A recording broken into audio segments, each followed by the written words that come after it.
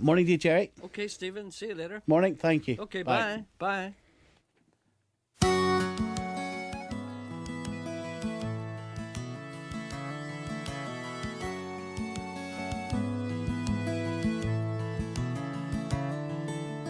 Lydia looks really cute in her Easter Sunday suit.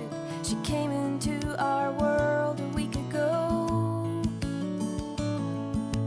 Took the family by surprise. She's got mama's hair and daddy's eyes. The news was broadcast on the radio. It's funny how she came along just as spring arrived. She's already changing seasons without opening her eyes. On and on, life goes on, and people come and people go. Once in a while, a baby smile will melt your heart like sun melts snow. Hey Lydia, can't wait to watch you grow.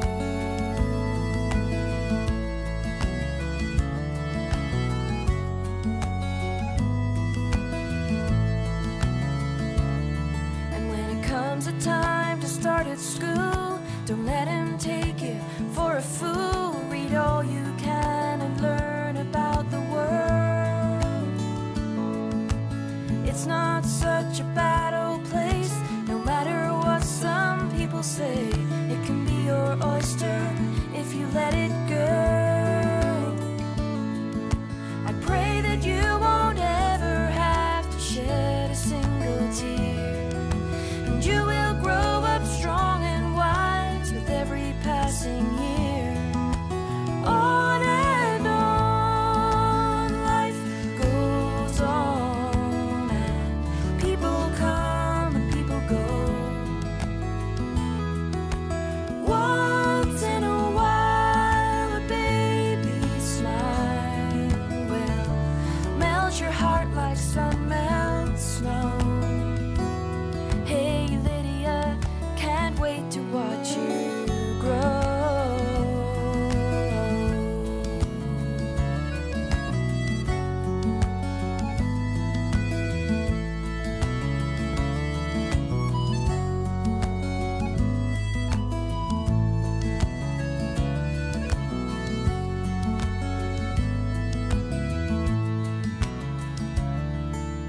Lydia looks really cute in her Easter Sunday suit.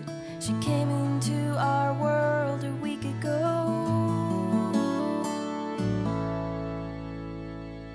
That's a lovely little song, very gentle song, and a very good singer-songwriter from Northwest, from Gerry Stoke London, Derry, to be exact. Her name is Eilidh Patterson. Eilidh Patterson, sorry. Isn't that the way it's pronounced? Eilidh. Eilidh. Don't bark at me, I never please. said, I never barked. You just sounded, I never you barked. just sounded loud. Well, I'm sorry about that. I'm for sorry. Sounding loud. Eilidh Patterson. You are in charge of the controls. Don't You're be the like man that. with the reins in your hands. Is this what you're going to be like today? No. I want to ask you something. Well, you want to give details of that CD? Sorry. Yes, I do, actually. Okay, right. It's called Back Referencing. That's Eilidh Patterson. That's a song called Lydia. That's from her latest album, which is very good, and which is called This Is Now. That's a very nice song. It's a lovely song, and I'm just going to go on to talk about the Northwest in just for a brief moment. Of course, a very important day here You're yesterday. very low. What? That's better. You were very low. The undertone says you're low too. Yeah. We're two of us are low, but we always knew that. Anyway, I was talking about yesterday being a very important day on the calendar in the Northwest, the launch of the details of the City of Culture in 19... This subject hurts me. Why does it hurt you? You know it hurts me. Because you're never asked to take part in anything? You were invited up there yesterday. But I don't think I got the coverage that I deserved. But you're the big man up on the stage. You were the main but man nobody up knows on the that. stage. You're the Nobody man up on the knows that. stage, and you're introducing all the big... And everyone anyone Was there. invited. Yeah. And I wasn't. And but it hurt then me. It hurt me. The snub hurt me. I No, know but- you're on this morning talking about it. Yes, I know, but they realised that you had your own little programme to do in the afternoon and that you had to prepare for it. What time? Are they going to interfere with your programme? What time did it start at? 12:30. You say, what time does the wee program start at? 3. 3. Ask me what time it was over at. What time is it over at?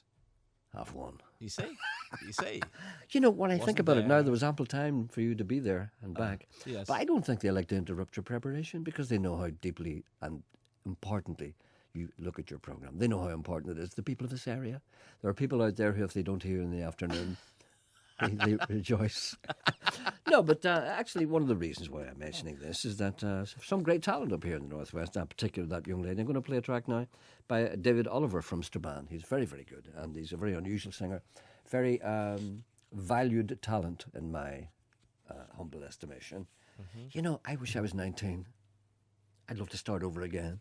Because when I was 19, remember the talent I had? Did you dance in the Palindrome? I never Mr. danced Band? anywhere. Oh, it was very quick. I never danced anywhere because I'm not a dancer. And I explained this before in this program. There are two types of people in this world. There are people who dance and people who don't. Yeah. The people who dance are the people who want everyone to see them.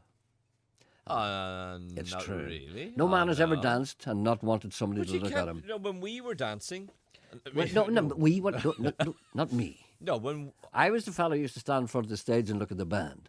You were the guy who was jiving, weren't you? no. But You're let's the, face you're the guy that I didn't like. I couldn't jive. I know, but I still I didn't can't like you anyway. No, I went to hear your band and I listened to your band Yes. and I went to hear the Freshmen. I listened. Yes. I didn't dance. Well, that's good. You see, I that never was- danced. But something happened to you along the way. You became like the others as time went on. And do you know what band? Sorry for this is just something that you will understand, and I apologize. I hope the maybe listeners can follow the it as listeners. well. Yeah, I hope they. But on a Monday night, I used to attend the Embassy Ballroom on Here in our Strand Road. city, yes. And I listened to the Embassy Band. Now the Embassy Band then Tired. they were elderly gentlemen, Tired weren't they? men. But I liked. Why did I like the music they were playing then? Because When you when heard I it was- live and you don't hear that live. You know, you were 17 years of age or whatever age Dancing you were. in the dark. And watching the people and watching the proper ballroom dancing. Josie McIntyre. I used to hate ballroom dancers because they Josie always had that McIntyre. smoke. Will you stop talking about these people? What's the connection between Josie and Gay McIntyre? Josie was his uncle. Josie, uncle, right? Okay. Yeah, Don't be right. talking about that kind of stuff. I This is just all want to tell ancient you, history. I just talk about, but come back I don't to like dancing. to see, even now when I see Strictly Come Dancing, I get that same feeling I always got. You know, when people dance, they got that smug expression on their face as if, you know, That's ballroom dancing. what yeah. do you think it is? Yeah, That's what I'm talking about. Ballroom dancers. Listen, seem let's to start the look down program. their Let's not nose. get bogged down. In No, I the, just in wanted the just past. one final point No, on no, the dancing. no. You couldn't show off at dancing because there was 3,000 people in dance halls and you had no room to dance. You just moved stop. around with a crowd. Will you stop talking about the past? Live in the present, will you, for God's sake? What are you, some kind of time machine? Well, there's just one thing What? I want to ask you. What? It's a quotation. Is it? It's a quotation that we've all grown up with. You want to ask me about a quotation? I want to ask you, do you know who said it? If indeed anyone. Don't see anybody until you see Claude. No. Who said? Say nothing till you see No, Claude. no. What? Who said this? It's an old Indian trick, but it just might work. Nearly everybody in a movie said that. Does it belong to someone? That's what I'm asking you. Or is it one of those things that, we think people said? It's almost like the other one. It's too quiet here. Oh, I never heard that. Oh, yeah. It's do you see? No, you're on a horse, right? You can see the canyon. Arizona. Right. Temperature, 110 degrees. Yeah. Vultures swooping, right? Right. Cactus staring at you. Right. The saguaro. You wouldn't hear the horse's hoofs clipping through the desert, would you? Over the gorge. It's a rock. You can see a canyon. All right then. You got that one as well. So, You're going very fast. I know, I'm in a hurry. I have to go to the toilet. The guy turns around to the other guy and he says, "It's too quiet here." And that's when the Indians come. Anyway, Well, and who he goes to said? say, It's an "Oh, old- it might it's just, an old- it's an old Indian trick, but it You might see- just work." Do you know who I think it is? Who said it? But it can't be. To me, it smacks of the Lone Ranger. But he wouldn't say that. to It wouldn't say Tonto. it to Tonto. No, That's- because Tonto that's- would be offended. Tonto probably would be offended. Big Indian. What do you mean Indian trick, white man? Aye. White man trick. Might just work. When did you say that? J. Silverheels. It's an old white man's trick, but it Listen, just might work. stop this. Good morning, everyone. Welcome to the programme. The number to ring if you want to contact this programme is 08459. Stephen Ray. I was talking to Stephen Ray yesterday. Do you know that Stephen Ray, well-known Hollywood actor from Belfast, who was in Cry, I was going to say Cry Like a Baby. was in all these movies. Yes, My- which what's you my can't favorite? remember. No, I can't remember. No, I can only remember the one that I really want to remember. What's that one? Crying Time. The Crying Game. These- He was in the Crying Game. That's the one that broke him in Hollywood. Right, That's where the fella had the right. right, and he was also in Pret-a-Porter. Robert Altman, one of the finest movies of all time. But the best movie he was in, you don't even know what it is because it was never on general real release. In other words, it never came here. What was that?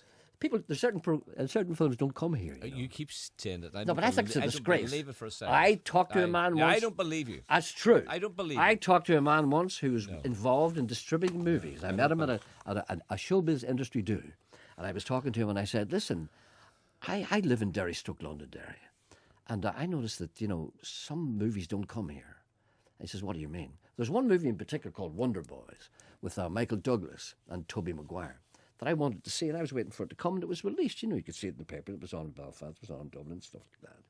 And it wasn't on in Derry, Stoke, Londonderry. So I just happened to remember this, because I remember going down to the cinema. That's not on. And I said to the guy, I said, "Listen, that film Wonder Boys, why was that never on in Derry?" He said, "It's too smart." That's what the people You're in think of trouble. us. I'm telling you. You're in trouble. Too You will smart. have to name that man. I'm not going to name him. He said it was you too smart. So we I'm don't- going to we- shake your we don't tree send until I smart- get that information out we- of you. Who do you think you are, Stephen Nolan? I'm gonna Did you watch shake him your last night? tree. I didn't like to talk to him today because he was doing something very serious. What was he shaking trees last night? No, I never watched them. Anyway, good morning, everyone. The program is about to start. It is almost 11:15. We've been on for 15 minutes. This is the preamble. The number to ring if you want to contact this program is 08459 555 678. The email address is jerry.anderson@bbc.co.uk, and the text messaging service is 81771. So keep tapping. Get phoning. I was talking about Stephen Ray. Stephen Ray has not aged a single day since the first time I saw him about 20 years ago. Do you know that? Not a single day. He looks exactly the same as he did the first time I ever saw him 20 years ago. How do you do that? Has he got his I teeth said to him, busy? I said, you haven't aged a single day, I said. I brought Phil Coulter over to look at him. I said, "Phil, look at you. The state of you, look at him. Not a mark on him." And he said he had no explanation for it.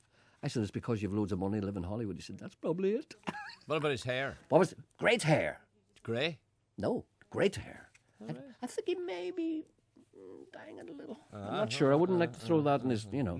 But he's a very nice man. And the best film, what was the best film he was ever in? I'm waiting for this. Bloom. Bloom. You see? Not on general release, really. And James Joyce, of course, Ulysses, Bloom. He was great in it. He was Leopold Bloom. Leopold Bloom. And the girl in that, and I said it to her, she was in The Commitments, and she was in this program a while ago. Remember they did a little tour?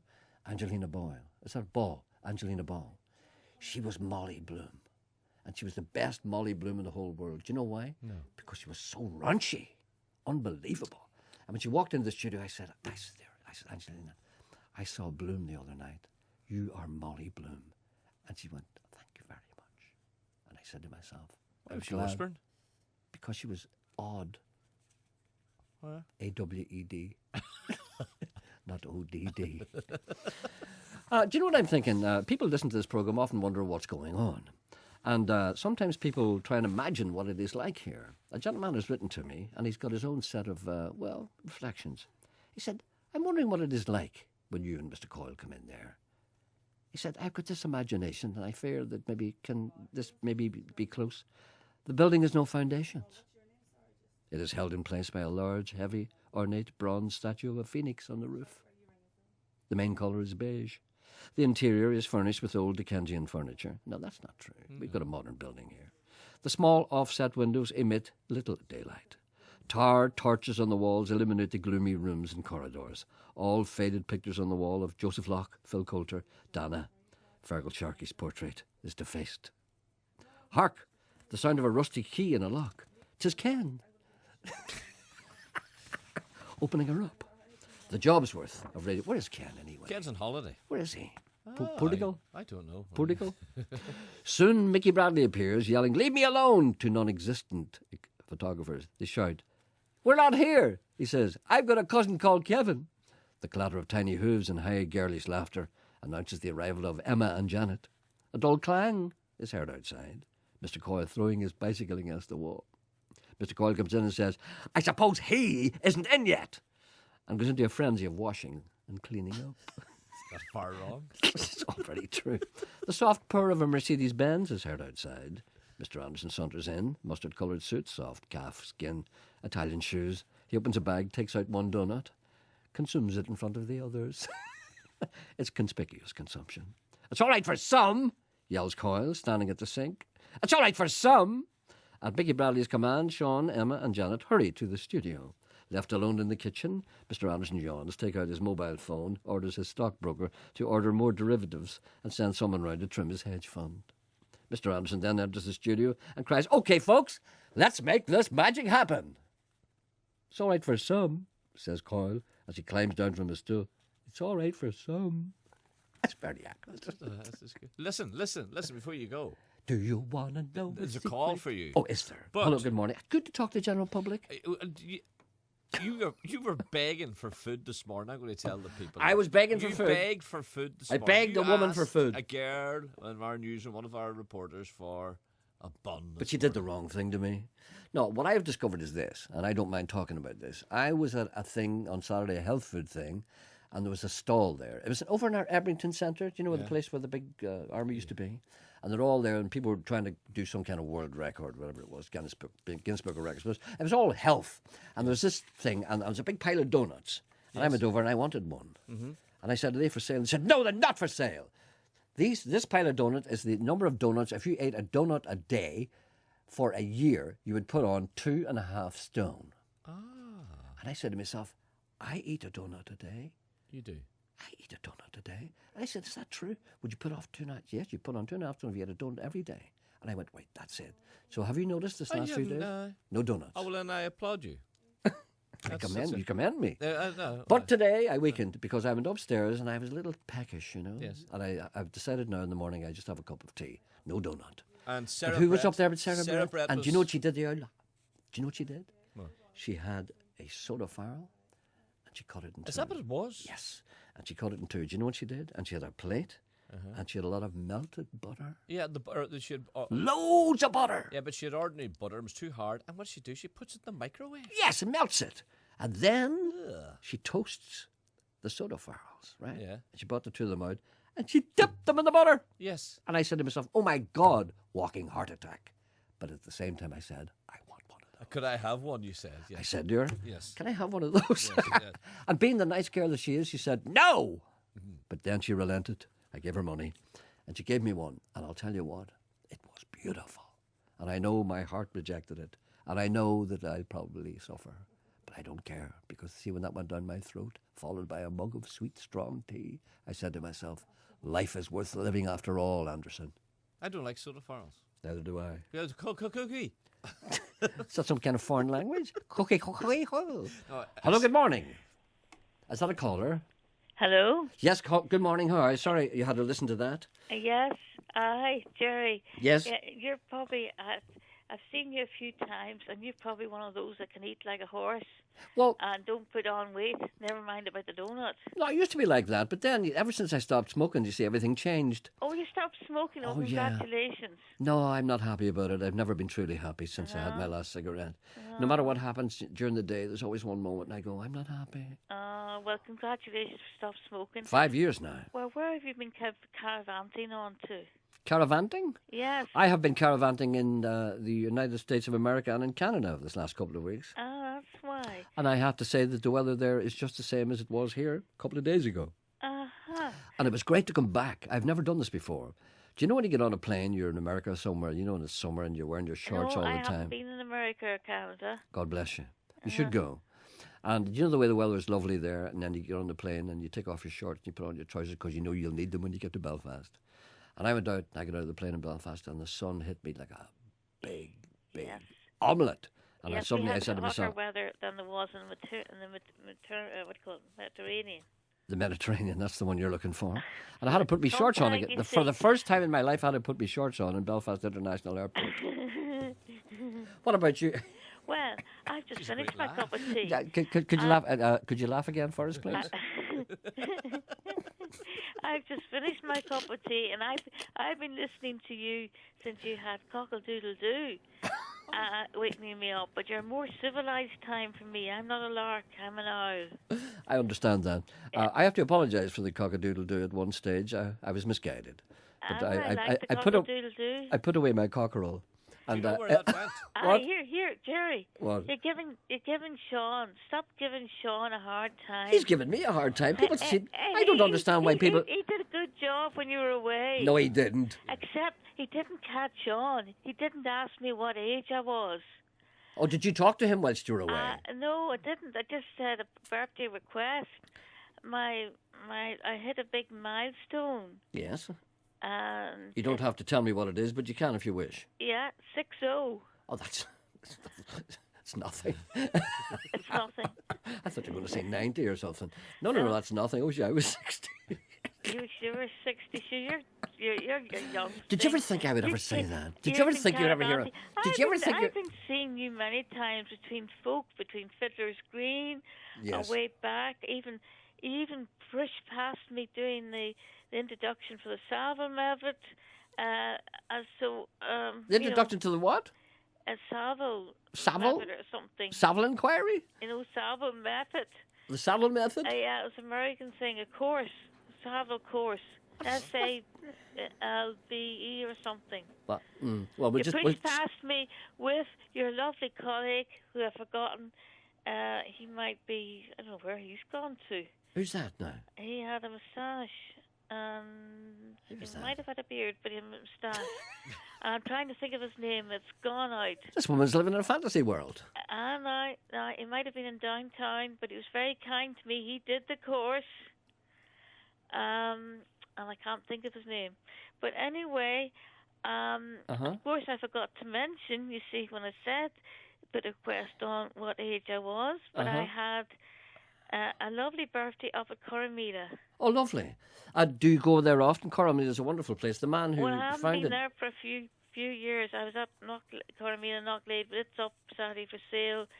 But I was up there last Saturday, and they brought me out a lovely cake. We had it outside, and I had everything laid on, a concert and all. I didn't have to do anything. You think I was there for the food, but I kept missing out in sessions between sleeping in. But you're no age at all, for God's sake, woman. Well, only a slip of a lad. You see, somehow the leader, indirect, said, whatever way he got round to it, he said, if you're 60, you're only 40. For some reason, he said. So I said, I'm 40.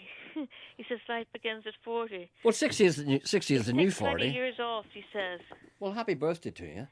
Thank you. I'm only starting to celebrate. I haven't got my parties going yet. All right, then when you get your parties going, let me know.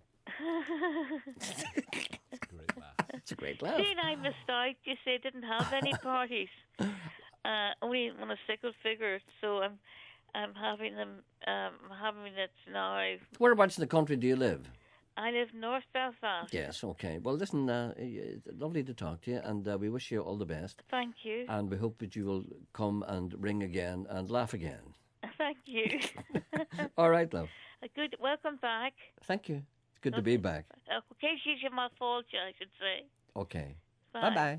Bye. Bye. Bye. What was that Irish I there? know where your cock-a-doodle-doo went. Do you? Yes, you don't remember. I think I just stopped using it. No. What happened to it? A man took it. Who took it? You know who took it.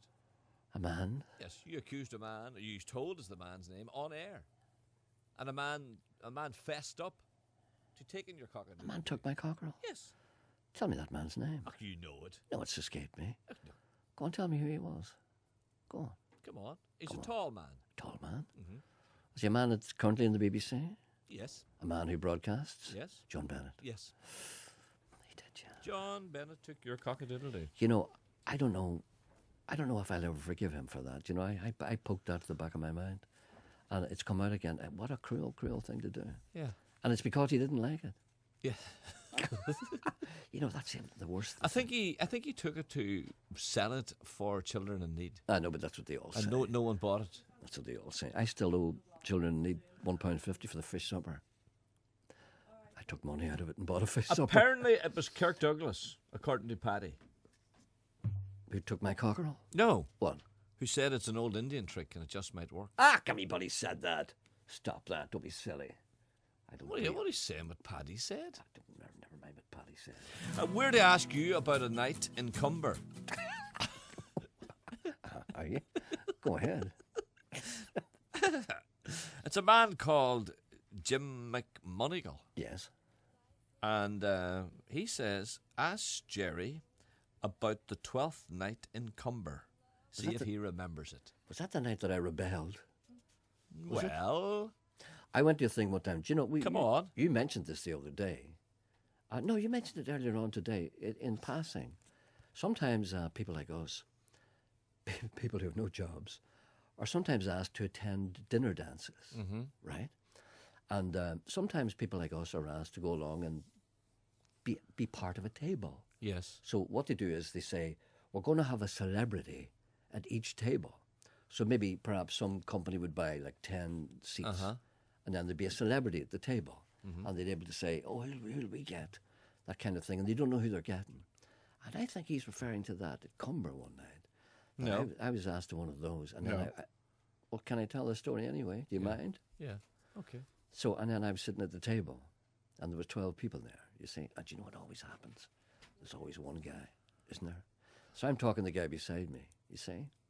And then I'm talking to the guy beside me. And there's a fellow on the other side of the table. And he's drinking, you see. And then after a while he goes, you're not very funny, are you? I said, pardon? He said, you're not much crack, are you? I said, well, maybe I'm not. He said, you're talking to those two people beside you? I said, well, yeah, that's because they're beside me. He said, you're not talking to me. I said, well, why would I talk to you? He says, I paid money to hear you talking. I said, no, you didn't. You paid money to sit there and have your dinner. He said, you're supposed to be entertaining us. And I said, listen, can I ask you something? I said, how much did you pay to come here tonight? He said, I paid 25 quid. And I just happened to have some money in my pocket. A likely tale. I'm telling you. And I took out 20 quid. I said, that's a fiver for your dinner. There's the other 20 quid. You know what you can do with that? And I got up and I went to the bar. Did you? Yeah. Well, anyway, what about that night in Cumber? Do you remember Jim McMonigal? You should remember that name. Well, go on, tell me about the night. No. This is all from Charlotte. Charlotte from Ballyclare was on a cruise and she met a man called Jim McMonigal, and he says, ask Gerry Anderson about the 12th night in Cumber. Well, I can't remember anything special about the 12th night in Cumber. What would I be doing in Cumber the 12th night? They'd probably kill me. Oh. I don't know. What was I doing in Cumber on the 12th night? Well, let's just say you were there. You were playing. Oh, playing? Yes. Oh. Yes. Oh, do you know about that? Yes. Oh, don't Well, tell I have them. it here. I'll go on, tell them. No. Don't tell them that. No, don't tell them that. I'm not proud of that. Look, you see, look at this here. We can't hear this man sing, and I'm going to have to play this That's a after the girl. news. Is it? Is it? Maybe it is. I'm not quite sure. Oh, I think I know who. Hold on, what is it? What is it? Hold on a second. Why did you just turn it up? Oh, no, that's Eileen Patterson. Sorry. Yes. I was going to play something else entirely different, but I'll play that after. You see, you have me all confused. I see that night in Cumber? I wasn't myself. Obviously. Go on, Obviously. tell them what happened. No. Go on. I will not. I'm not going to tell them. I'm not going to tell them. Go on, either. tell them what happened. Norman wants to know who said, hold your fire, there's a white woman in there. Well, I'll tell you, she always said, Keith Moon used to always say that. Keith Moon, the drummer with The Who. Whenever he get really drunk, he used to say, hold your fire, there's a white woman in there. Is that a credit? That's a line from a film, yeah. Is there credit to John Wayne? No, I don't think it was John Wayne. It might have been somebody. Anybody who knows who said it, hold your fire, there's a white woman in there. It's like something he would say, isn't it? Well, maybe in The Searchers. Hold your fire, there's a white woman in there. You can hear him. Anyway, never mind that. We'll be back after the news. What a great programme this is. On 92 to 95 FM, And 1341 medium wave. this is BBC Radio Ulster. And with the BBC News at 11 o'clock, this is Keith Burnside. The widow of the murdered policeman Stephen Carroll says she'll meet the parents of Brendan McConville, one of two men convicted of killing her husband. She was reacting to a local newspaper report that the McConvilles wanted to talk to her. This morning, Kate Carroll and Eileen McConville spoke to each other for the first time on BBC Radio Ulster's Nolan programme. I just wanted to know that Brendan didn't do it. He really didn't do it. And I wouldn't be here if he did. Well, I'm sorry for your I know you. loss of your son. I really am. But as I say, I can't comment on it. It was just gone on the evidence that was found, Brendan's clothes and whatever. And, I mean, I'm not the judge. A husband and wife accused of murdering 6 of their children in a fire at their house have appeared in court in Derbyshire. Mick Philpott, who's 55, and his wife Mairead Philpott, who's 31, were remanded in custody. The Culture Secretary, Jeremy Hunt, has begun giving evidence to the Leveson inquiry, which is examining his relationship with Rupert Murdoch's News Corporation. Mr Hunt has been under pressure since the inquiry released emails between his office and a News Corp lobbyist, prompting the resignation of his special advisor. The Culture Secretary said he'd been concerned about legal advice he was given not to have meetings with the Murdochs during their attempt to take full control of Sky Television. We had this very important very significant merger in my sector where, as I had said, I didn't think there was a particular problem with it, but the organisation concerned said that they did feel that they were encountering a number of obstacles, and so I wanted to be absolutely proper about the way I approached this because I recognised that it was another department's decision. Now, Grant Cameron has the sport. There are reports that Liverpool and Swansea City have still to settle compensation details over Brendan Rodgers' proposed move to Anfield. Liverpool are due to make the announcement of his appointment later. John O'Shea and Shay Given are training with the Republic in Tuscany after resting injuries ahead of the Euro 2012 finals. Ryan McCann is back at his former club Lisburn Distillery on a 2-year deal after leaving Crusaders. 3 Paralympic fencing squads will use Northern Ireland as a training base before the London Games. The GB, Russia and Hungary teams will base themselves at the University of Ulster's Jordanstown campus from the end of June. And with the forecast, Cecilia Daly. The cloudy, damp weather will continue with further spells of rain and drizzle and still a few heavy bursts of rain locally in the southeast. It should dry up in the north for a while this afternoon with perhaps a bit of brightness. Many places, though, will remain cloudy and damp with patchy light rain and drizzle. And much cooler today with highs of just 15 or 16 Celsius. Rain will continue to clear this evening, but it'll return overnight. BBC News. BBC Radio Ulster. Travel news. In Armagh, the A29 Moy Road is closed for roadworks towards Armagh. Motorists are being diverted via Collegelands Road, Clovendon Road, the Ballygasson Road and the Lochgall Road. However, the road is open towards Moy as normal. Looking at flights, and at Belfast International Airport, the 9 o'clock flight from New York is due at 5 to 12. And at the George Best Belfast City Airport, the 2:45 arrival from Dundee has been delayed until 4:05. Aileen Morna reporting. Travel news on BBC Radio Ulster.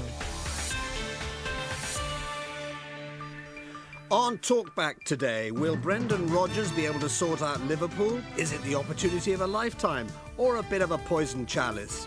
It's Niall O'Donnell's last day as Belfast Lord Mayor, so what are the highs and lows of his year in office? Should doctors be allowed to take industrial action? You want your calls on that? And Navan Library is celebrating after someone returned a book on Monday that was checked out 80 years ago in 1932. What a result! All that on Talkback at 12.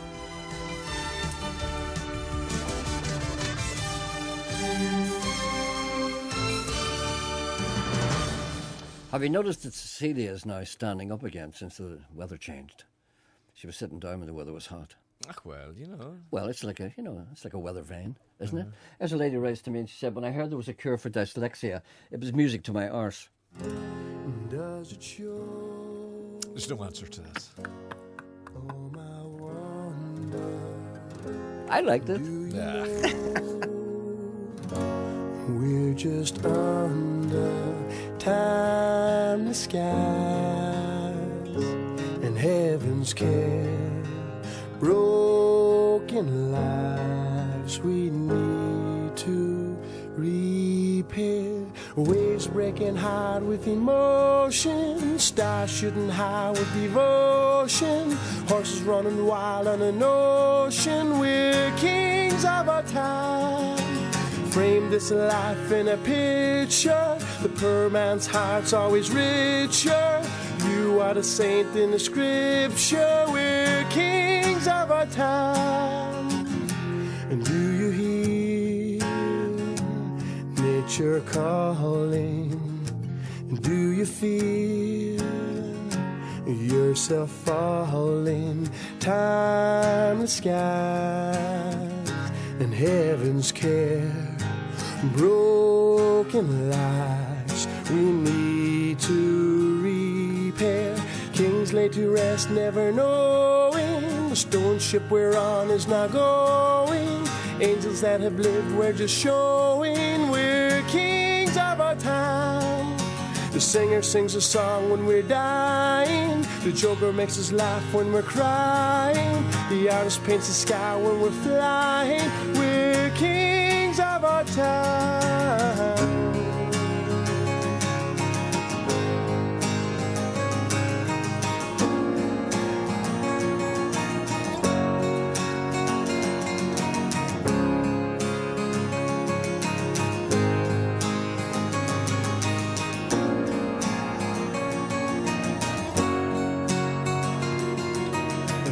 Breaking hard with emotion, stars shooting high with devotion, horses running wild on an ocean. We're kings of our time. Frame this life in a picture. The poor man's heart's always richer. You are the saint in the scripture. We're kings of our time. Kings laid to rest, never knowing the stone ship we're on is now going. Angels that have lived, we're just showing we're kings of our time. The singer sings a song when we're dying. The joker makes us laugh when we're crying. The artist paints the sky when we're flying. We're kings of our time. We are kings of our time. We are kings of our time.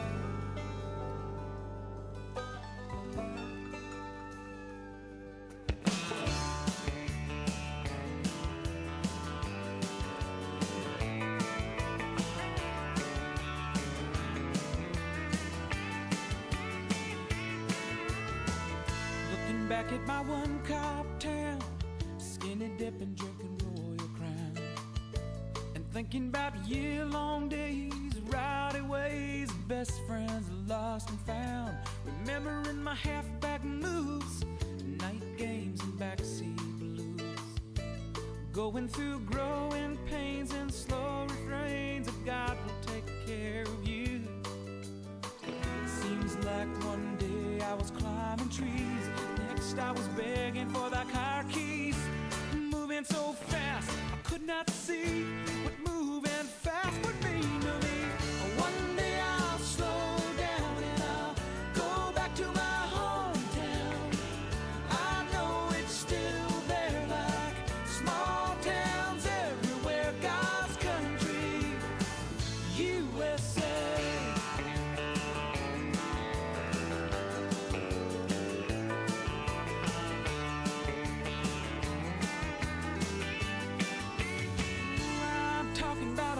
That's real. You hang left by the football field, past Billy Joe's used car dealer and the broken Ferris wheel.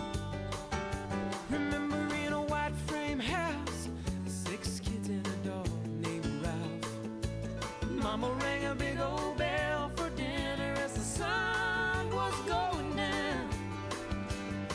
My first kiss, my first cigarette, these are the things I can't forget. If I could have them all back again, those times would never end. No. One day I'll slow down and I'll go back to my hometown. I know it's still there like small towns everywhere, God's country, USA.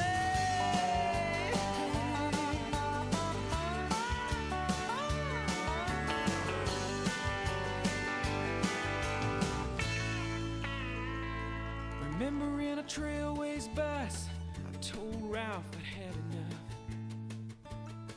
I remember my mama crying and my daddy acting tough. I put them in the rearview mirror and I watched them disappear. With the used car dealer and the broken Ferris wheel. Now I got what I set out to get. I should be satisfied, and yet that one cop town is still part of me. That's how it ought to be, yeah. One day I'll slow down and I'll go back to my hometown. I know it's still there, like small towns everywhere. God's country, USA. One day I'll slow down and I'll go back to my hometown. I know it's still there, like small towns everywhere. God's country, USA. God's country, USA. Towns like East Aurora and Waxahachie, Fly, New Deal, and Fort Apache, and small towns. Your town. That's a good song. That's called God's Country USA by Marcus Hummon. I played a track of his yesterday, Hummon, Marcus, Marcus. The album is called All in Good Time. And before that, a very talented person from Strabane, David Oliver. And that's a new track called Kings of Our Time from a new album, which will be released in September. And it's available for download on www.davidoliver.info. So there you are if you're interested in that. Now, I think are we going to talk to Jordy now in a moment? Yes, Badge. Well, I want to ask you something first. Yeah? Are you and the Undertone going somewhere tonight without me?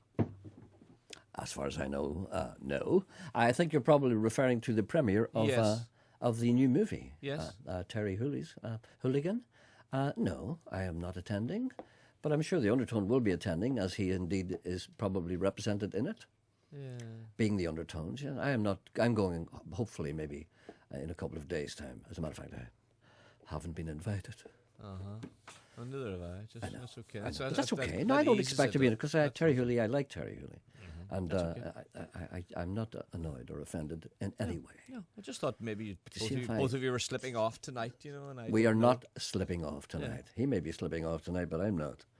And anyway, I'm not annoyed at that. But see, when I see Terry Hooley, I'm going to thump him. Yeah, exactly. No, are we going to talk to Jordy? Francie's on the line. And are we going to talk to Jordy eventually? I think Jordy is there. Francie. Hello. Francie, where are you? Hello, Gerry. Yes, hello, Francie. How are you? I think that's Jordy. It is not, is it? Is it? Doesn't sound like him. Who is it? Hello, Gerry.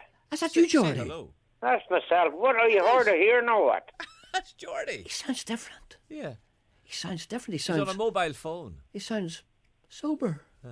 Jordy, how are you? Seriously? No, not too bad, Gerry. It's slow now. The leg's slow healing up. Well, tell me, are you in any pain at all, or has the pain... Well, no, it's not too bad now. It's easing a wee bit, Not too bad. He sounds different. He sounds okay. That sounds bright and breezy. Sounds bright and good healthy. to hear it. Good to hear it, And I've never had a drink this, must be 8 months. Or a cigarette. Are you serious? No cigarettes, no drink, no nothing. I'm like doing what you do, doing the Lord's work. I never thought I'd hear those words coming out of your mouth. But I can't wait to see you. I mean, is there any? Are you shaving and everything? No, my bird, the wee nurse gives it a trim now and again. All right then. Well, tell me about your injuries, Jordy. Was it bad at the beginning? No, it was. Half the leg was burned down, man.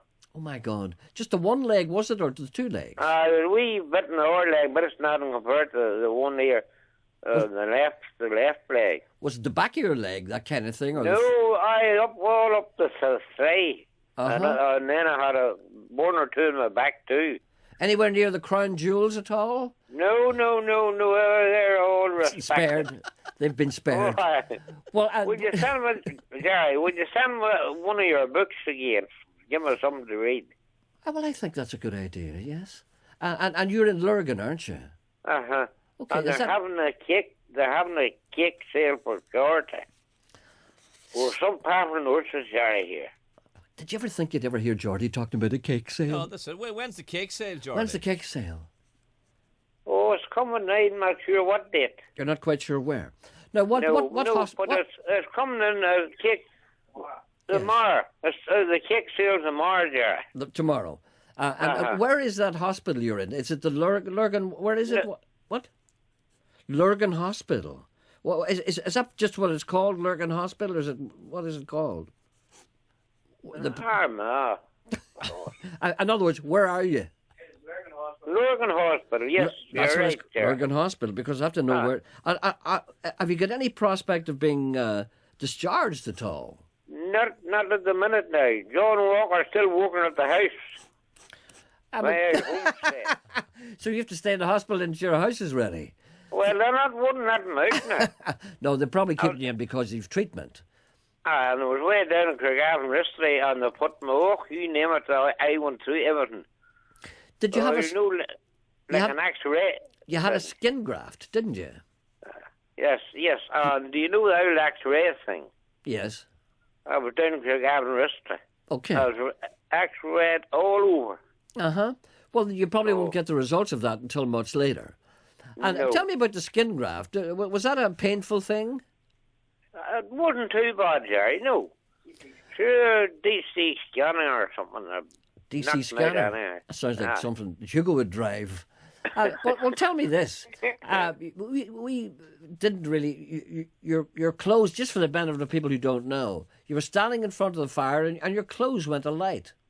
I was standing on my back to the fire and a big coat went in the fire. It's such a terrible thing to happen, you know. It's a salutary warning for people. It is indeed. It can happen. Once it goes on fire, that's it, isn't it? Oh, I don't want to, you know... A wildy coat? You know, with a good lining there, you know, to keep you warm. Yeah. Did you ever hear of a coat called a wildy coat? Did you ever hear that? No. That's a Donegal thing, I think. Why is Gerry, you all wear a long coat? Because I don't like the draft to get at me. Oh. That's the reason. Now, so whenever your coat went on fire, did you have difficulty getting your clothes off? Obviously. I bailed outside and just all off. Well, had you any water handy or anything? You know, sometimes you have an old barrel of water outside. I bet you'll have one in the future. I was looking enough that way. And I phoned John Walker, but he couldn't. He says no, and he phoned 999. Did you jump into the water, did you? I did. Did you? And was sizzling. Isn't it a good job that was there? Aye. The other way most country homes have a barrel of water outside. Do you have something to cap the rainwater? Oh, I had a big crockery tank full of rainwater. Wow, you were lucky. If you'd have run out of that house and there had been no water. Now, Gerry dear, it can happen very simple. Okay, it's a warning to people now. Don't stand too close to the fire. It is indeed. And how is the City of Culture coming on? The City of Culture is coming on fine. We just had a great launch yesterday. Can you not see there's a connection here? There's Geordie, who was burnt at a fire, standing at an open fire, and I made fire guards. That's a very tenuous connection. I know, but it just shows you, Geordie, it's a fire guard in future for you, is it? Oh, yes, that is right. That's the first priority in the next shopping trip? Right, the fire guard is quite right. You're right. You might get one that Sean had a hand in making. Do you know, Gerry, you need to watch now. Do you know, for I know who's standing here, well, just near beside me, just a couple of feet from me. At the moment? His name starts with A, and he knows you well. You know, if you're on the club you go to see, you know who? Arthur J. Arthur J. Rank? No. I don't know. Arthur J. Downey. Arthur J. Downey? Ah. Yes. All right. Solicitor. Okay. He's here. So you need to watch what you say. You see, look. You see this. Hey. Well, Geordie, listen, Yes. it's great to talk to you, and you sound different. You sound brighter. You sound more more connected. I'm getting there, Gerry. Excellent. And don't forget to send me that book. I will, actually. I will, because I always hesitated to send you stuff before. But I'll send you this now because I know... you're not bad, Gerry. Oh, thank you, George. Man says, I'll not say it this time. Keep her lip to week it out. I don't say that anymore. No, Okay. Bye-bye. Bye-bye. Bye. Bye. He sounds so different. He sounds great. Sounds Doesn't he? For all he's come through, he sounds great. Healthy. Yeah. He sounds invigorated. Yeah. He sounds vibrant. He sounds sober. He sounds as if he hasn't been doing anything he enjoys for a long time.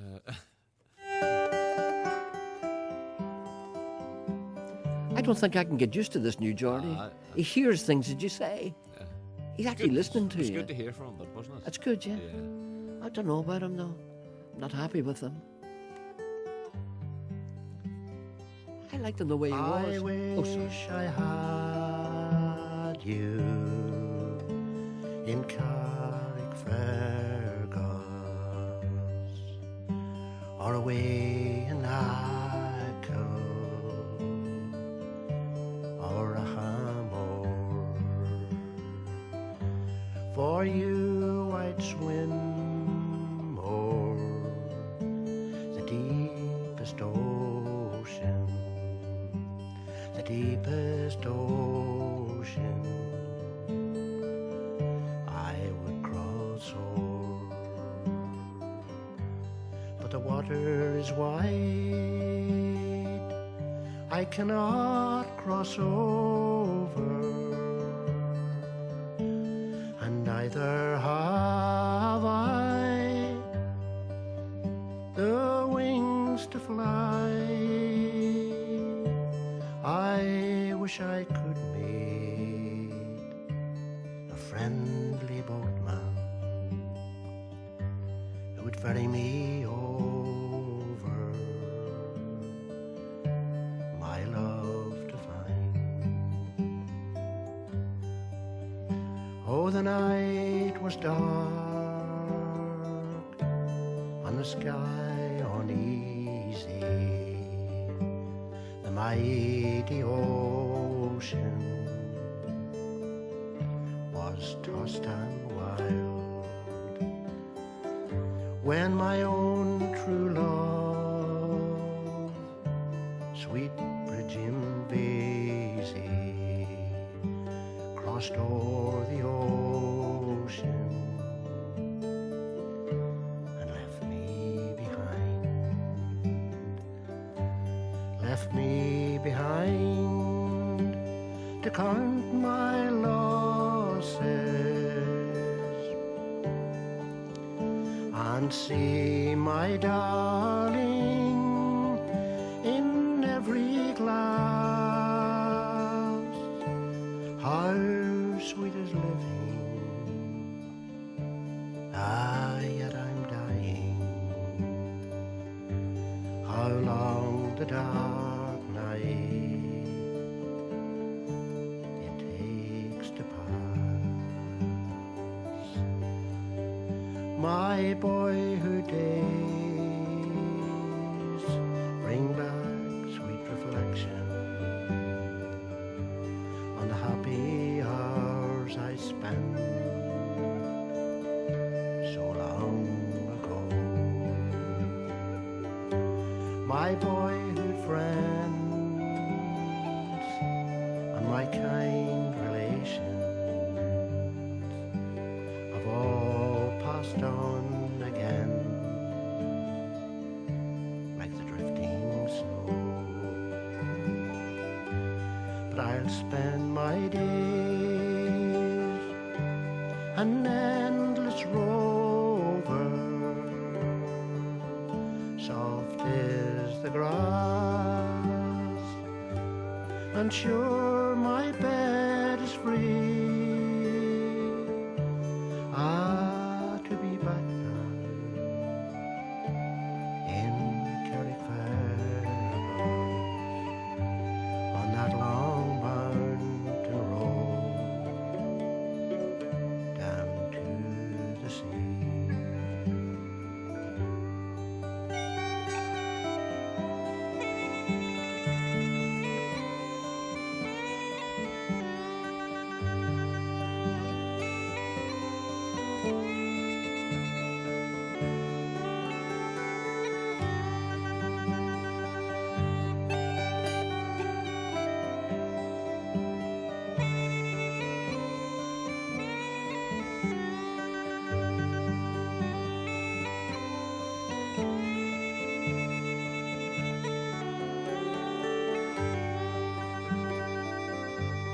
but in Kilkenny it is reported on marble stones there as black as ink, with gold and silver I would support her, but I'll sing no more now till I get it ring. I'm seldom drunk, but I'm seldom sober. A handsome rover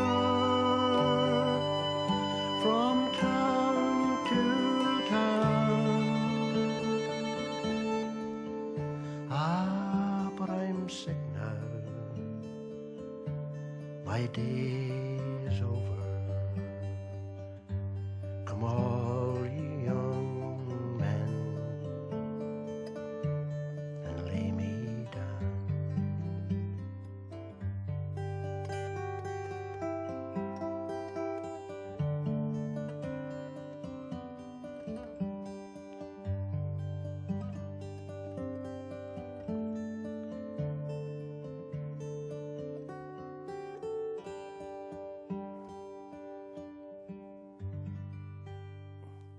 Do you hear the sound of that guitar?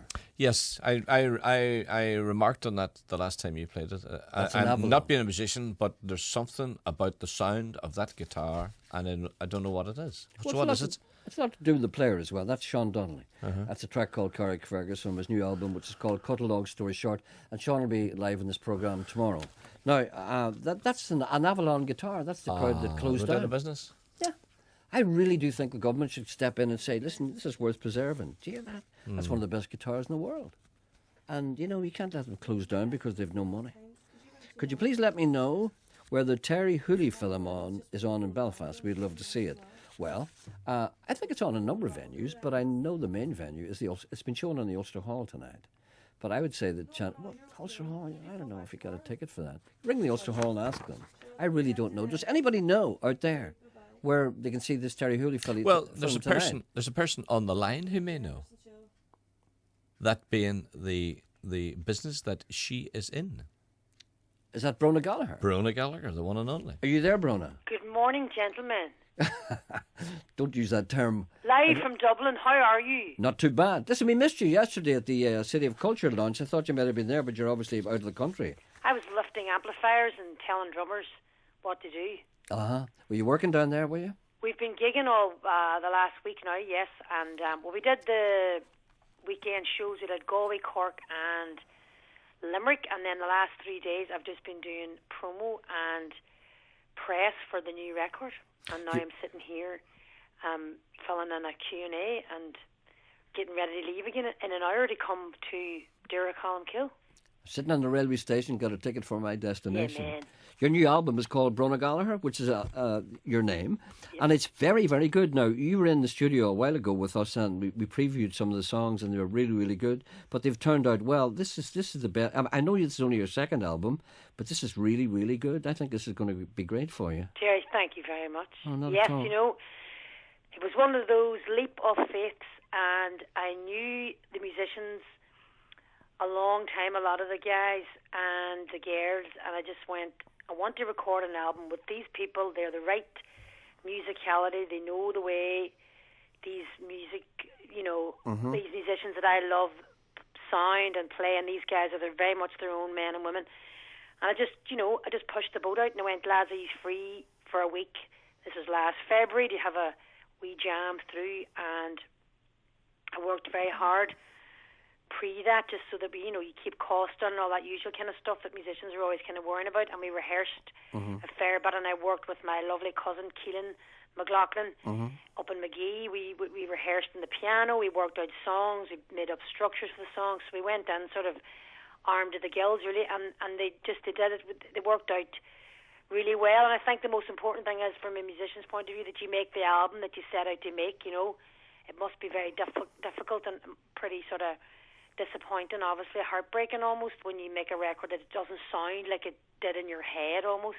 Oh, it's nothing worse than that. As Bruce Springsteen once said, you make an album and you put it out there, see what comes back. Oh, that's lovely. I never heard that. Listen, you're doing a gig in here tonight in Derry, Stoke, London. Where are you playing tonight? We're leaving tonight, yes. We're coming up now. We're leaving at lunchtime and we're driving up and we're playing in the Playhouse. So it feels like a sort of a homecoming, because obviously Pauline and Niall and everybody up there, Anya and Nikki and everybody, have been such supporters of what I've done over the years. They've been so, come up, we rehearse in the Playhouse. They're always so welcoming, and obviously I'm a patron there, but they really have been just so kind and supportive. So we're going to basically have our homecoming and album launch there tonight in Derry. So it'll be the full band, and we're just literally waiting on one of our lovely musicians is 16, and she's just finishing an exam at lunchtime, and we're stealing her out of the playground onto the bus and up to Derry. Okay. Well, listen, are you putting your acting career on hold for a little while? I'm not actually. I'm going to go straight on to an acting job right after this in Belfast. Funny, they're shooting a new BBC show, and I'm going to jump straight into that. No, I just have to keep doing both really at the moment. I mean, that's the band is my beast, as it were. So I'm going to just keep the head above water and do that. But it's been great, Gerry. We've had a great time so far, and like that, the reaction's been really positive. So we're thrilled. And it's just great to get out there and belt the songs out with people that you love that are behind you. So really looking forward to coming home. I'm doing this tonight. This is a very special gig, Okay. You're in that movie Albert Nobbs, aren't you? I am indeed. I haven't seen that. Glenn Close. What was that like? That must have been quite weird, that. Strange film, that, isn't it? It's a strange film. It's very beautiful. It's people living under sort of hidden identity. And it was a play that Glenn did on Broadway. I think it was maybe 20 years ago. And she's been basically championing this project for the last 10, 11 years, and finally they came to shoot here last winter in Ireland. So it's a beautiful piece. I mean, the acting's superb, and Janet McTeer also, who plays she's the great. other lead. Janet's fabulous in it. So very strange, but strange little uncut diamond. It's beautiful. But both girls nominated for Oscars, so it's obviously a great portrayal of acting. Men dressed as women dressed as men. I've seen some women you who guys could relate to that in that studio. I've seen some women who look as if they're dressed as men, well, but they're actually not. Here, what track will I play from steady this? on, Gerry. What track will I play from this? For my album? Yes. Which would you like to hear? What's your favourite one? I love them all. Well, pick one. You have to pick one.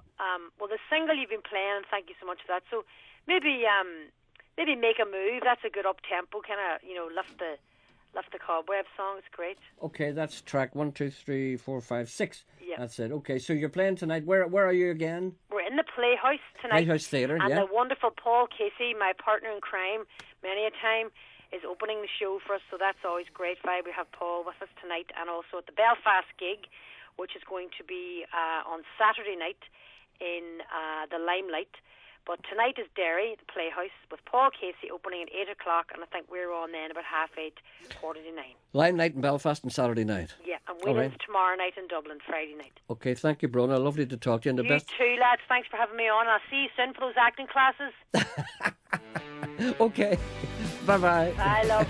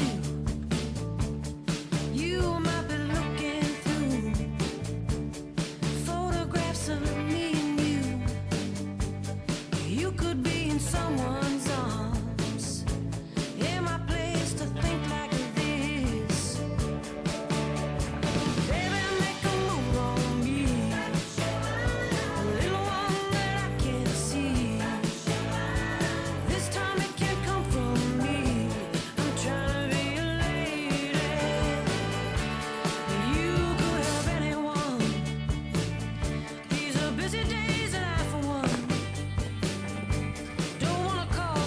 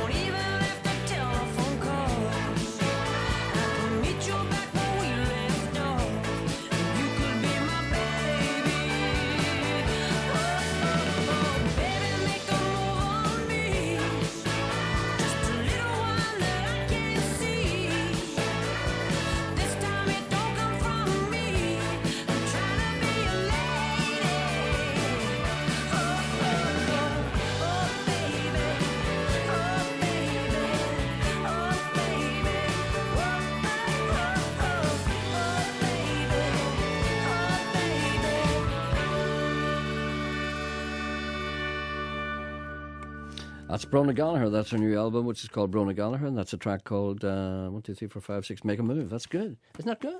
Excellent. That's good. Very, very good. Speaking of Brona, a gentleman writes to me and he said, I wonder, could you ask Brona, could she teach Nadine Coyle the art of retaining your Derry accent? That's not fair. Not fair. Well, at the launch of the City of Culture thing yesterday, they announced they're going to show a video, a pre-recorded message of Nadine Coyle explaining why she loves Derry. And I remember thinking there was a certain amount of risk in that. And when I saw it, I realised that the wisdom was flawed. All that stuff you read about in the paper about Derry, it's not true. No, it's not. No, people in Derry are beautiful. Anyway, never mind that. There's a man who needs your help. He's on one. And by the way, there's a man waiting for you in Carrickfergus. You were to call and see him. Would you... What? Sit up straight. Behave yourself. Yeah. There's a man on one needs your help, but there's also... Not true! They're beautiful. Beautiful people of Derry. Now, listen. Why did you not call and see a man in Carrickfergus? Look at me, I'm getting a heart attack. Look, stop that, will you? Will you call and see him? Can't you see him doing something? But he wants to know... What? Where? Man. What? There's a man in Carrickfergus. Yes? And he's waiting on you. Where is he? No, he's not there. Yes? He's in Carrickfergus. But That's why I'm not going to Carrickfergus. No, there's a man now. There's a man with a hedge problem who wants to talk to you. Right. But the man in Carrickfergus has been waiting for weeks and weeks and weeks and weeks. Maybe months, obviously. For what? For you to appear. But sir, I'm not going to Carrickfergus. You were to come and see him. What about? I don't want to say it, but I'll give you a clue. No, I'll give you a clue. All right. Nancy Sinatra. Boots. Yes. Okay. That's a man. Right. I'm going to see that man, yeah. Well, he's waiting. He wants to know when. I'll tell him I'll be down soon. I've been very busy. Yeah, Robin. Yeah, Robin. Robin Stewart. Yeah, Robin. Yeah, well, of he's course. waiting, Robin, waiting. I've got his phone number. Well. Oh, no, I haven't. I lost my phone. I haven't got his phone number. Ask him for his phone. Have you got his phone number? No, I didn't take it because I thought you had it. Go and ask him. I won't ask him. You ask him. Robin, will you give me your phone number? Because I had your phone number and I lost my iPhone in Canada. You did not. Yes, I did. You never told me that. I know, I lost What about Eddie on one? Eddie needs your help. He hasn't got time. Does he not? He's not. Good morning, Eddie. Good morning. Oh, dear. Oh, excuse me. Yeah, what can we do for you, Eddie? It's not true! You give that woman a gobstopper for to start with. Keep her quiet. The hell ever happened here? All that stuff you read in the papers is just not true. The people are beautiful.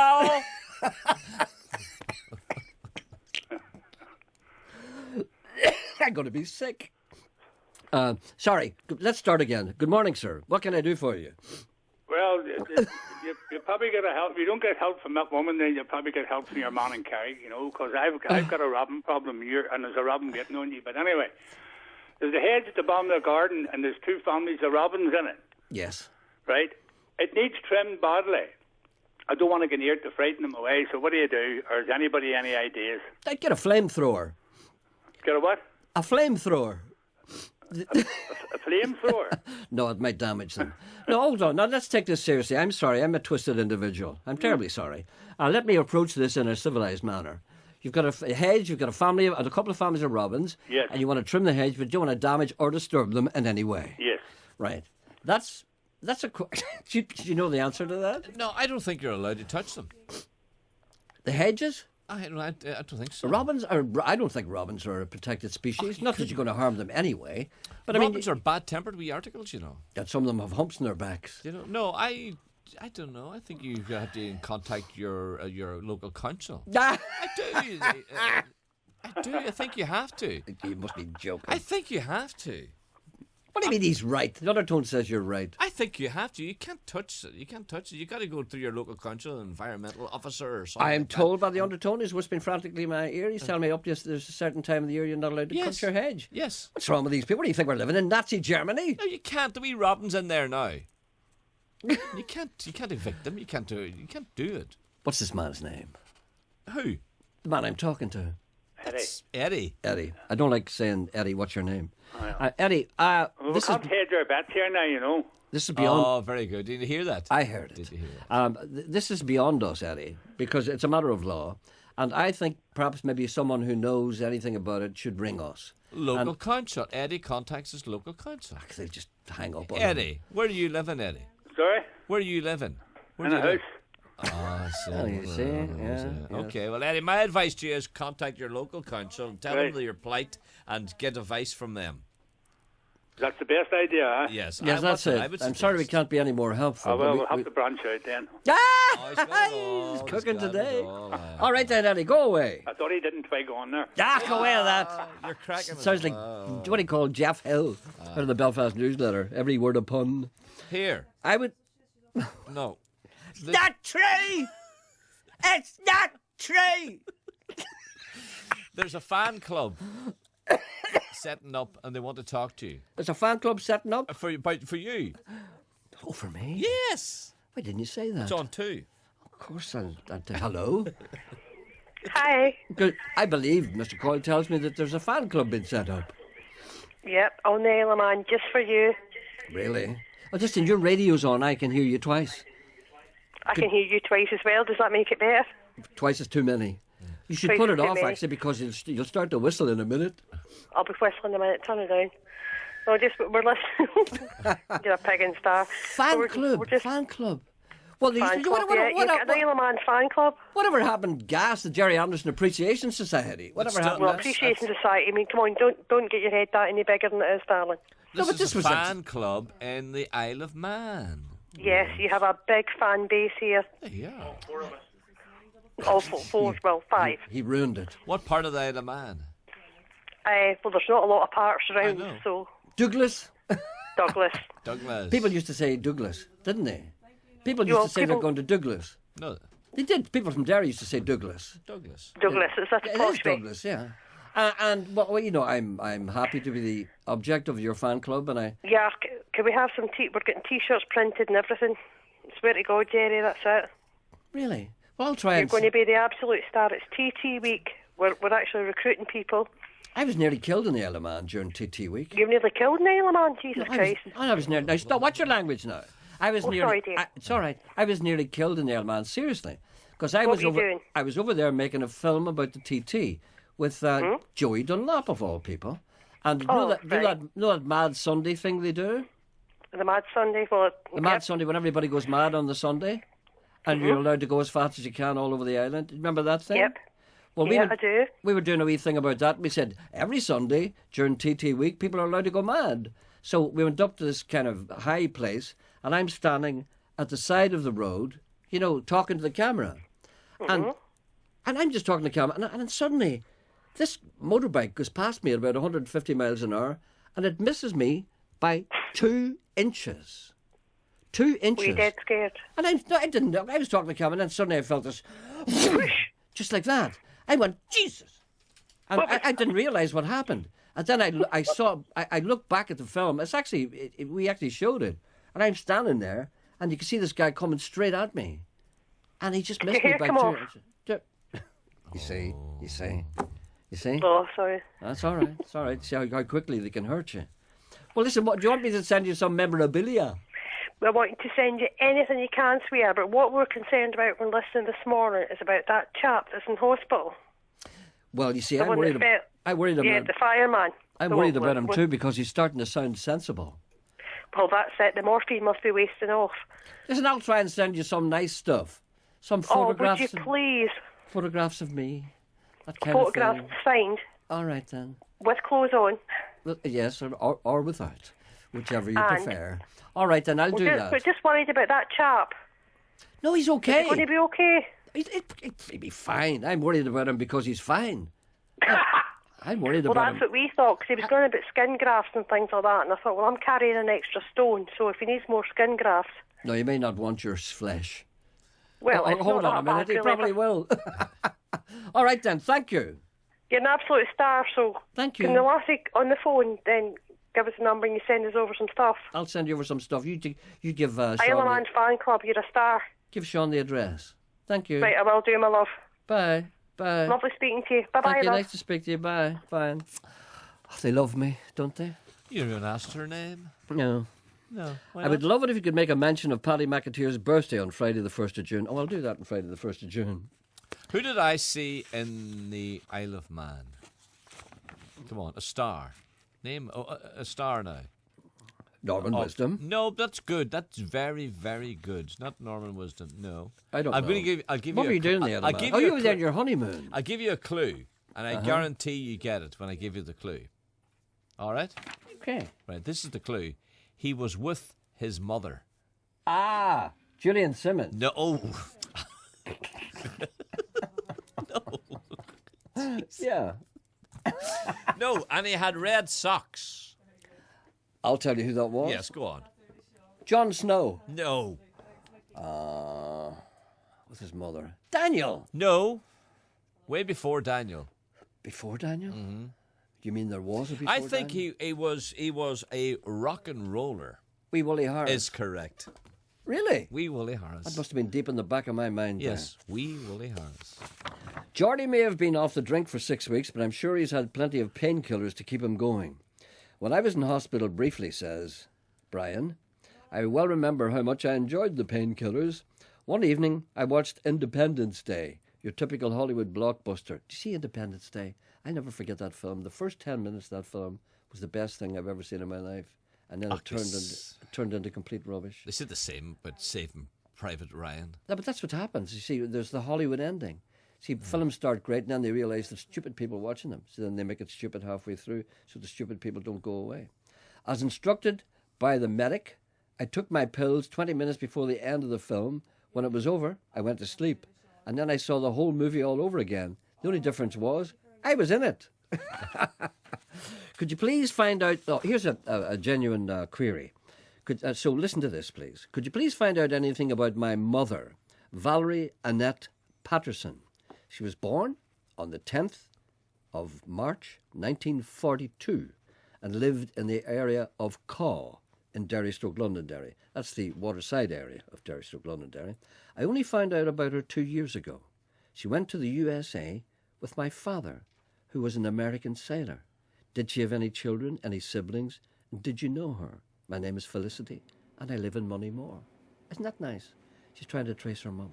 So anybody who knows anything of Valerie Annette Patterson, born 10th of March 1942, anybody know anything about her or relatives or anything like that? And also, loving the show, could you please play some Anthony Toner or Brenton Murphy from the four of us for Adele? It's her birthday today. Oh, we don't have time for that. She saw them last week in the Burnhaven and loved the show. Well, Anthony Toner's coming in here with Bob Kennedy and Ben Glover in a couple of weeks' time. We're going to do a kind of a round robin that's not in the hedge. You were spotted last night out wearing a pair of flip-flops. What? Yes. No, I wasn't out last night. Were you not? No. Not wearing flip-flops? No. You see, there's a person, he said he's got feet like a griffin. I don't know. You haven't got feet like a griffin. It is illegal to disturb the nest.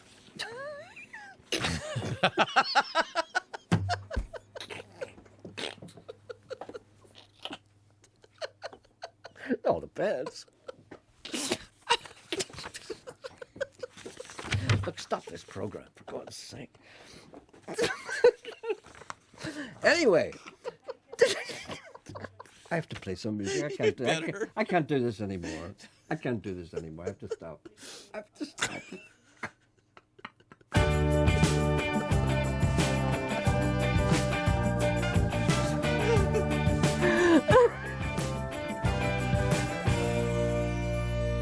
When you said I'd show my heart to anyone, had enough and you were gone and on your way.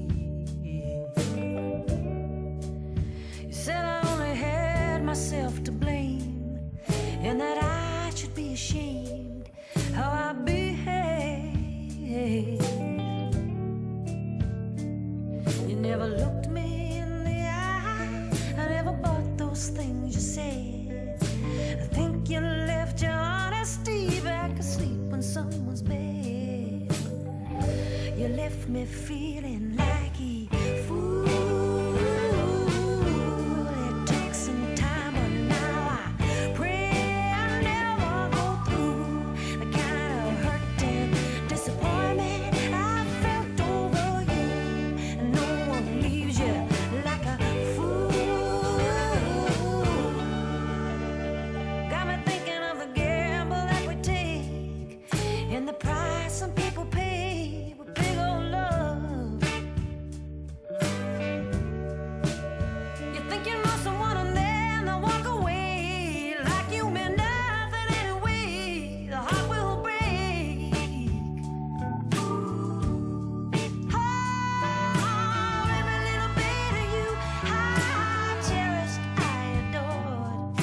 You better find that strength within when your love walks out the door.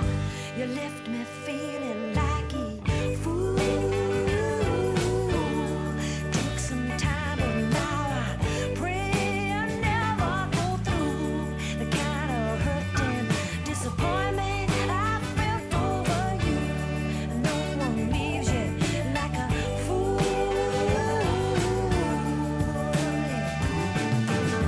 But my heart now, it's a healer, getting stronger. I can feel it, just gotta lay it now. It's getting deeper, bring it on down now, deeper and deeper. Look for the sunshine, feel the heat now. You take it easy, get back up on your feet now. No more crying, you wipe those eyebrows and no more feeling like a fool. Was down so long, but thank the Lord now I'm breaking on through. No more feeling like a fool.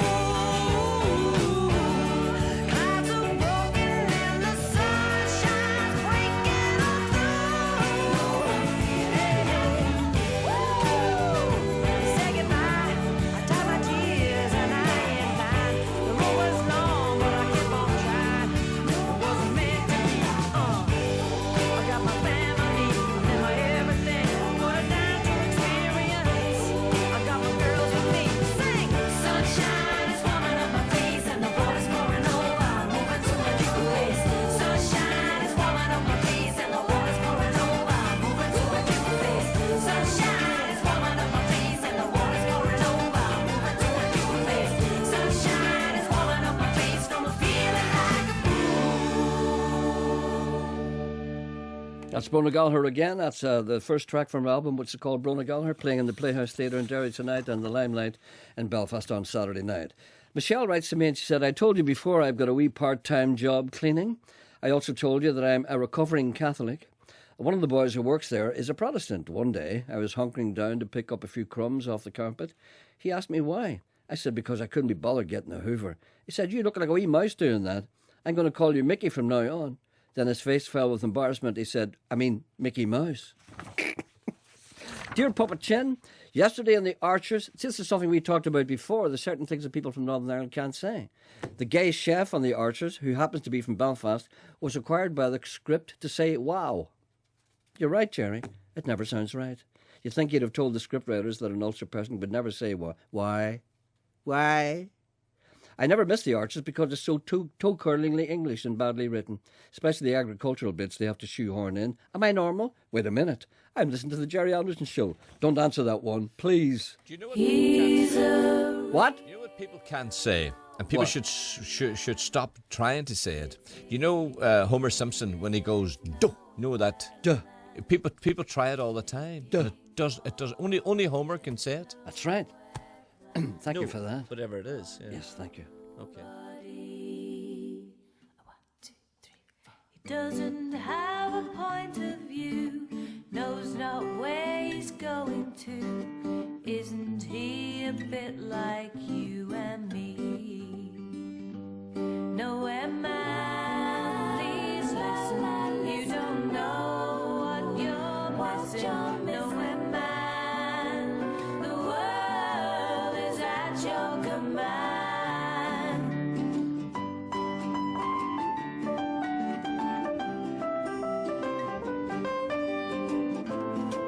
This is pretty horrible. It's called Nowhere Man.